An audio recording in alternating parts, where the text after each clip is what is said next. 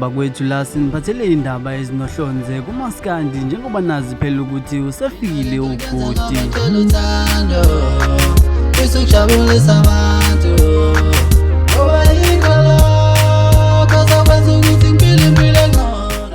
nginamukele ngenibingelelo hlelweni lethu lezindaba i-SP Media TV bakwethu nje bangishilo ukuthi ke la siphethe indaba zomaskandi itholele indidane bakwethu lithi ke aphumile amageza amahle bakwethu cela ukuthi niwathungathe izitolo zonke yatholakala bakwethu uthi ke sekunjalo kunakele asikhulumi kakhulu njengoba ke kade sashilo ukuthi ingoma enkulu iyeza ke isihloko se-album sithi bacupha ugonzo #ngikhumbula ubaba usho njalo kumfana wendidane bakwethu kanti kolunye udaba esiluthola bakwethu la sithola udaba likaSigwebo Sentambo uthi ke umfoka kaSigwebo Sentambo la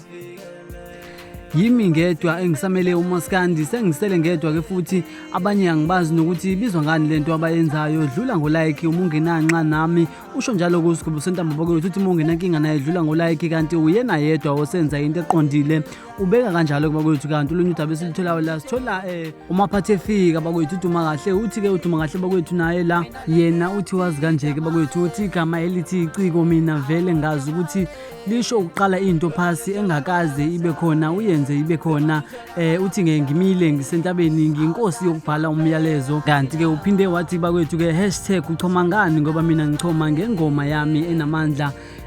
ubuciko usho njalo bakwethu ukuthi uma kahle wena ngumbono wakho ke sizozwa ngawo kuma comment ukuthi wena uPaula uthini ngalolu daba kanti bakwethu sesivala nje la sizothola ingcwephelezi ke ingcwephelezi bakwethu iyacela ukuthi niqhubeke njalo nothando limnikeza yona niqhubeke njalo nimeseke uthi ke i-full album yengcwephelezi igqishe emshinini abaphathi bathe ayibanje izodedela emva komcimbi esiya kuwo eThekwini ePlayhouse ngoJune kodwa izoniphathela amazwibela emsakazweni uze ungaphuthelwa #1604